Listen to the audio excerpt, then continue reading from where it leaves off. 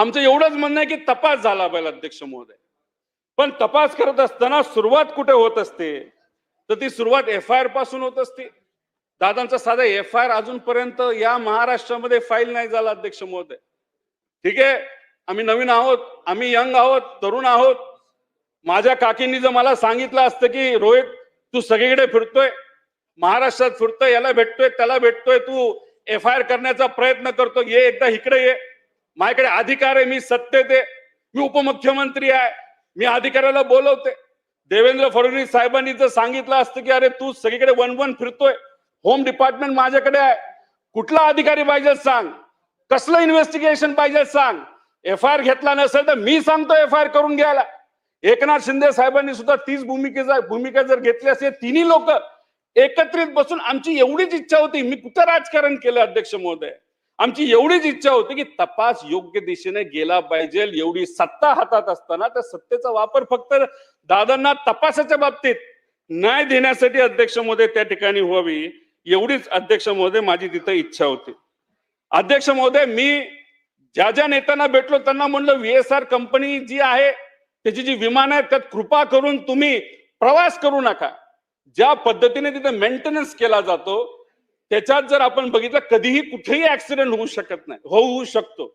अध्यक्ष महोदय, सेलिब्रिटी जातात, राजकीय लोक जातात, अधिकारी जातात, क्रिकेटर जातात, सगळे जातात, आणि पण जर उद्या जाऊन एखादा ऍक्सिडेंट त्या ठिकाणी झाला तर त्याच्यामध्ये कोणाचं नुकसान होणार, तर या राज्याचं आणि देशाचं अध्यक्ष महोदय त्या ठिकाणी नुकसान होणार आहे.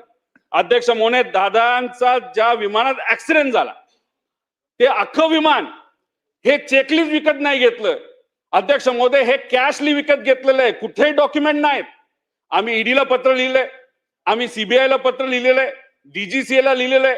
अक्षरशः इलिगल पद्धतीने हे विमान घेतलं होतं आणि तेच विमान हे दादांना का देण्यात आलं असा प्रश्न अध्यक्ष महोदय आम्ही त्या ठिकाणी विचारला, पण अजूनपर्यंत उत्तर तरी त्या ठिकाणी मिळालं नाही.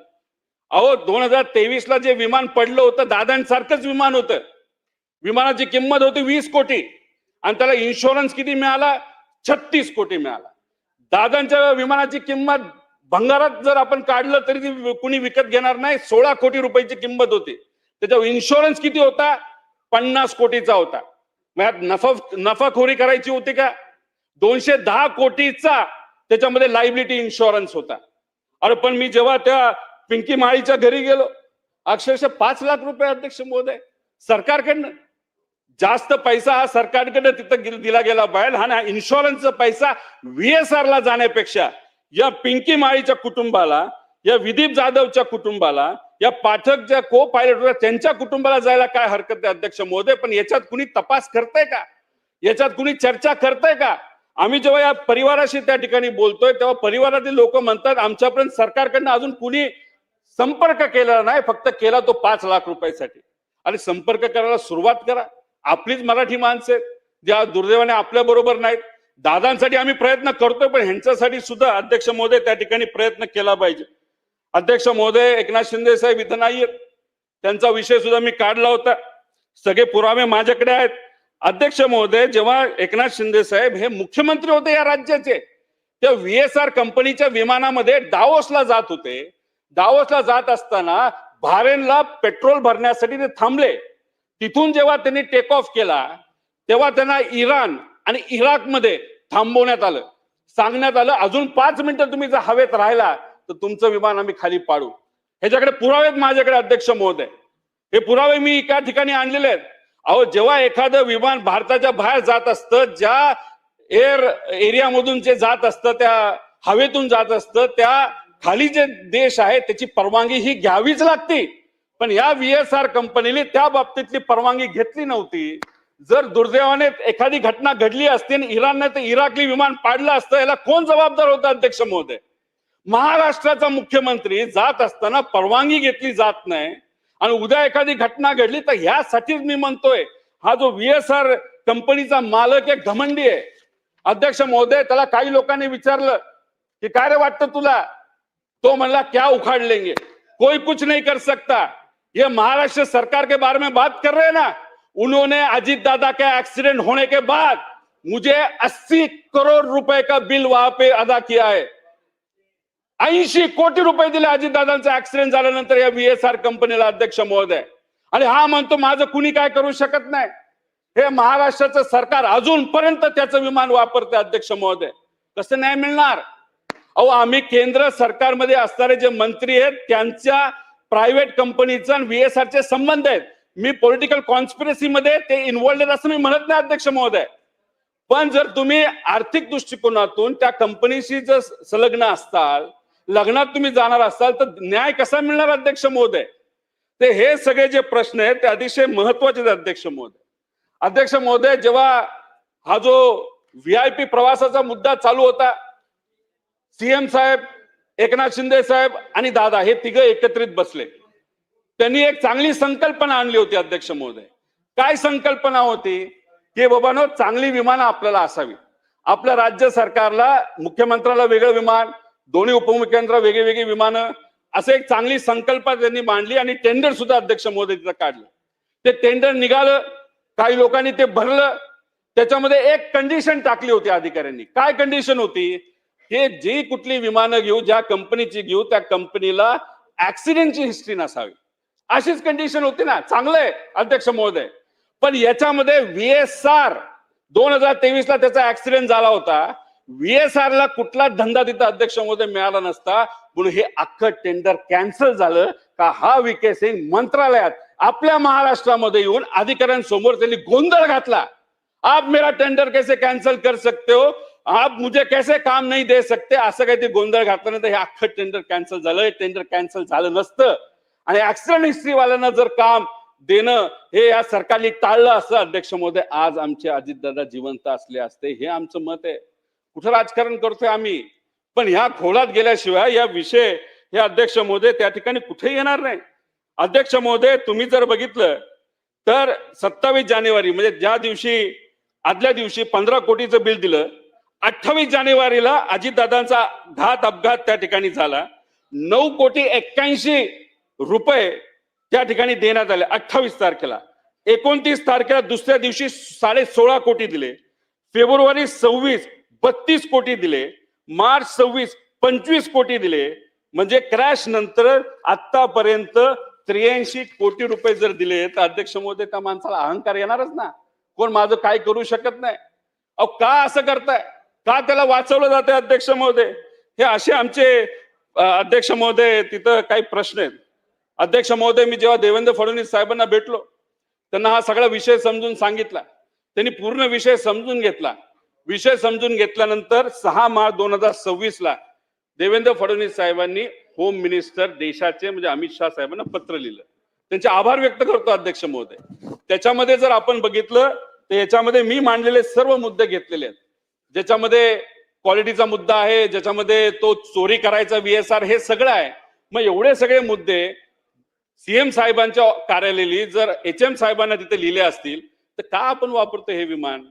खरं तर काकींना मला सांगायचंय, ते सुद्धा त्या VSRच्या विमानात गेल्या होत्या. आणि VK सिंग तिथं म्हणतोय कि जिसकी मौत हुई है, जिसका एक्सीडेंट उनकी पत्नी VSR से ट्रैवल कर रही है, तो रोहित पवार को क्या अडचण आहे? अहो, ह्या सगळ्या छोट्या मोठ्या गोष्टी, अध्यक्ष महोदय, तिथे महत्वाच्या असतात.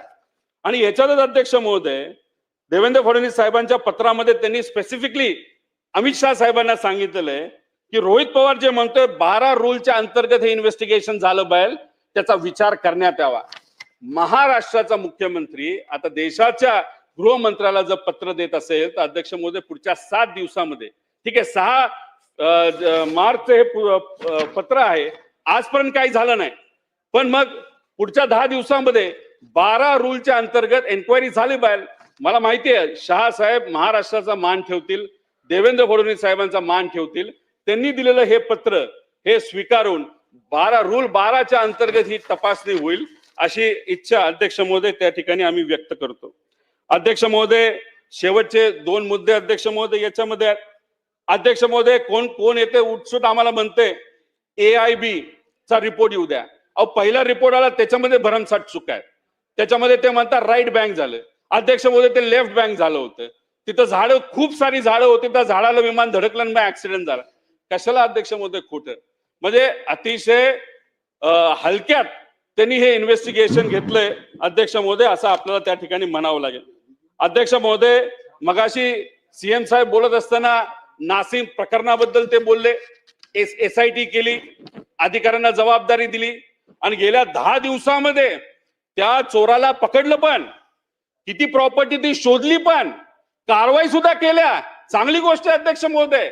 मग त्याच्याबद्दल हे होऊ शकत असेल तर या राज्याचा एवढा मोठा नेता जाऊन CID ला हे काम देऊन कुठं तपास चालू आहे हे सुद्धा कळत नाही, काय चाललंय हे सुद्धा आम्हाला काही तपास नाही अध्यक्ष महोदय. हे कितपत योग्य अध्यक्ष महोदय? पण का केलं जातंय? का तपास केला जात नाही? दादांना महत्व द्यायचं नाही का? दादाच्या त्या ऍक्सिडेंटच्या मागे काय आहे हे रहस्य लोकांसमोर आलं नाही पाहिजे का? कोणातरी वाचवण्याचा अध्यक्ष महोदय त्या ठिकाणी प्रयत्न केला जातोय का? असे अनेक प्रश्न याच्यामुळे अध्यक्ष महोदय त्या ठिकाणी आम्हाला पडतात. अध्यक्ष महोदय, सीबीआयला तपास द्यावा ही मागणी आमची नव्हती. ठीक आहे, सीबीआय मोठी संस्था आहे. ही मागणी सत्तेत असणाऱ्या अजितदादांच्या पक्षानेच केली होती. ही कधी केली होती अध्यक्ष महोदय? 35 दिवसापूर्वी. आता 35 दिवसापूर्वी जेव्हा तिथं रिक्वेस्ट केला असेल की सीबीआय कडे तपास द्यावा, अध्यक्ष महोदय, सुशांत सिंग राजपूतच्या बाबतीत बिहार सरकारले केंद्र सरकारला आज पत्र लिहिलं आणि दुसऱ्या दिवशी सीबीआयने ते स्वीकारलं. अजितदादांच्या बाबतीत 35 दिवस झाले अध्यक्ष महोदय, अजून ते तपास स्वीकारलं नाही. आणि कहर बघा अध्यक्ष महोदय, तुम्ही सत्तेत आहात, तुमचा नेता गेलेला आहे, तुमच्या नेत्यामुळे तुम्ही सत्तेत आहात आणि त्या नेत्याच्या तपासाबद्दल तुम्हाला स्मरणपत्र द्यावं लागतं, रिमाइंडर पत्र की बाबा आमचं काय झालं सीबीआयच्या एन्क्वायरी बद्दल. का अध्यक्ष महोदय, का द्यावं लागतं? कसली ही सत्ता? जवळचा माणूस गेला ज्याच्यामुळे आपण राजकारणामध्ये आहोत, तो माणूस गेलाय आणि त्याला जर तुम्ही न्याय देऊ शकत नसाल तर काय करायचं या सत्तेचं? काय करणार तुम्ही या सगळ्या गोष्टीचं अध्यक्ष महोदय? स्मरणपत्र आपल्याला अध्यक्ष महोदय त्या ठिकाणी द्यावं लागतं. अध्यक्ष महोदय, काही लोक म्हणतात मी दिल्लीला कशाला गेलो. अध्यक्ष महोदय, इथं तर मी मुख्यमंत्र्यांना भेटलो, दोन्ही उपमुख्यमंत्र्यांना भेटलो, सगळ्या नेत्यांना भेटलो. इथं मी माझा लक्षवेधी दिला होता, तो चर्चेत तिथे येत नव्हता. DGCA विषय दिल्लीचा, सीबीआयचा विषय दिल्लीचा, त्यानंतर तुम्ही तिथं जो एव्हिएशन मंत्रालयाचा विषय दिल्लीचा, तिथं जाऊन काही नेत्यांना भेटणं हे अध्यक्ष महोदय माझ्यासाठी फार महत्वाचं होतं. याच्यामध्ये राहुल गांधीजी जे या देशाचे विरोधी पक्ष नेते आहेत त्यांना भेटलो. त्यांनी 45 मिनिटं या विषयामध्ये लक्ष घातलं, विषय समजून घेतला आणि त्यांना जेव्हा कळालं की FIR केला जात नाही महाराष्ट्रामध्ये, तेव्हा ते म्हणले हे होऊच शकत नाही, कारण का तो सगळ्यांचा अधिकार आहे. FIR हा 173च्या अंतर्गत झालाच पाहिजे. मी त्यांना वस्तुस्थिती सांगितली तेव्हा त्यांनी एक स्टेटमेंट वापरलं. त्यांनी सांगितलं अशा राज्यात तुम्ही जावा जिथे खऱ्या अर्थाने न्याय दिला जाऊ शकतो अध्यक्ष महोदय.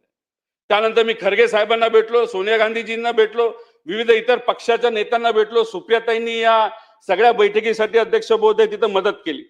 दिल्लीमध्ये मनोज झा सरांनी विषय मांडला, अरविंद सावंत साहेबांनी मुद्दा मांडला, संजय राऊत साहेबांनी अध्यक्ष महोदय तिथं मुद्दा मांडला.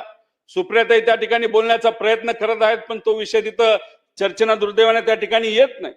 अध्यक्ष महोदय, इथं सुद्धा जर आपण बघितलं तर विजय वडेट्टीवारांनी मांडला, नाना पटोले साहेबांनी मांडला, भास्कर जाधव साहेबांनी मांडला, अमित देशमुख साहेबांनी मांडला, विश्वजित भाऊंनी मांडला. त्याचबरोबर आमचे पक्षाच्या नेत्यांनी सुद्धा आक्रमक पद्धतीने, आवाज साहेब असतील, जयंत पाटील साहेब असतील, त्याचबरोबर वरच्या हाऊसमध्ये अमोल मिटकरी, त्यांनी तर अक्षरशः फार मनापासून त्यांच्या पक्षाचे आमदार विरोध असताना सुद्धा ते लढत आहे या विषयाला अध्यक्ष महोदय त्या ठिकाणी घेऊन. शशिकांत शिंदे साहेब तिथं बोलतायत. इथं काल नाना पटोले साहेब, नितीन राऊत साहेब, चेतन तुपे, खोसकर भाऊ असतील, दीपक केसरकर असतील, काशीनाथ भाऊ असतील, दाते यांनी त्या ठिकाणी अध्यक्ष महोदय तिथं मांडला. आम्ही तिथं जातो, इकडे भेट तिकडे भेट, आमच्याबरोबर काय साधे कार्यकर्ते सुनील भुसारा, अतुल लोंढे, रवी वरपे, विकास लवांडे, फहाद अहमद, राज राजापूरकर, सुनील कांबळे, पंकज मोवट, पंकज बोराडे आणि सर्व पत्रकार, या सगळ्यांच्या माध्यमातून अध्यक्ष महोदय त्या ठिकाणी आम्ही भांडण्याचा आणि बोलण्याचा प्रयत्न करतोय. अध्यक्ष महोदय, सगळ्यात महत्वाचं काय असतं तर FIR होणं असतं. शेवटच्या टप्प्यात अध्यक्ष महोदय तिथं आलेलो आहे. तुम्ही एवढं मनापासून माझे काही शब्द ऐकून घेत असाल तर त्यासाठी मी मनापासून आभार व्यक्त करतो. अध्यक्ष महोदय, FIR का करावा लागतो? त्याच्याशिवाय आपल्याला इन्व्हेस्टिगेशन करता येत नाही. काही लोक काय म्हणतात की बाबानो ते ऍक्सिडेंटल डेथ रिपोर्ट म्हणजे कसं, आपण मोटरसायकलवर चाललोय, मोटरसायकलवर चालताना आपण पडलो, डोक्याला लागलं, आपण मेलो. ऍक्सिडेंटल डेथ रिपोर्ट काय असतो की तिथं लिहिलेलं असतं की मोटरसायकल चाललं, डोक्याला लागलं, डोक्याला लागल्यामुळे तो मेला. ऍक्सिडेंटल डेथ रिपोर्ट दादांचा पण काढण्यात आलाय. की कुठं कुठं लागलं होतं, बगड्यांना छातीला काय लागलं होतं का, पाठीला काय लागलं होतं का, जळून मृत्यू झाला का, कसा झाला, हा ऍक्सिडेंटल डेथ रिपोर्ट त्या ठिकाणी झाला. पण तुम्हाला इन्व्हेस्टिगेशनला एका दिशेने घेऊन जायचं असेल, क्रिमिनल इन्व्हेस्टिगेशनला तुम्हाला एफआयआर लागतो अध्यक्ष महोदय. हा काय मी म्हणतो असं नाही. BNS 173 आणि 74 अनुसार एफआयआर नोंदवून घेणे हे अनिवार्य आहे BNS कायद्याच्या अंतर्गत अध्यक्ष महोदय. आणि तुम्ही जर बघितलं, जर आपला 0 एफआयआर करायचं असेल, कारण माझ्यावर टीका झाली, मी मुंबईत गेलो होतो. अहो 0 एफआयआर करायसाठी तुम्ही कुठेही जाऊ शकता. मुंबईत का गेलो, का बारामतीत नको जायला, तिथं गोंधळ निर्माण होईल म्हणून इथं गेलो अध्यक्ष महोदय मुंबईत. तिथं गेल्यानंतर 0 एफआयआरच्या अंतर्गत, आणि जेव्हा 2023 ला BNS कायदा आला तिथं ते कंपल्सरी केलं गेलंय की कुठेही कुणी गेलं तर त्याला न्याय मिळाला पाहिजे, अन्याय नाही झाला पाहिजे, तो काय त्या ठिकाणी एफआयआर नोंदवला गेला पाहिजे. तिथं बसलो असताना जेव्हा मी सगळ्या PI असेल, SHO असेल त्यांची चर्चा केली, तयार होते, प्रिंटिंगला घेतला होता माझा सगळा स्टेटमेंट, आणि फक्त सही करायची. एक मोठा कुठला तरी अधिकारी आले आणि थांबून दिलं सगळं अध्यक्ष महोदय. का, कशासाठी?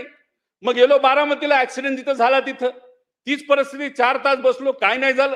मला कुणी सांगितलं जा CID ला, CID कडे गेलो, CID पण तिथे एफआयआर अध्यक्ष महोदय त्या ठिकाणी कुठे घ्यायला तयार नाही.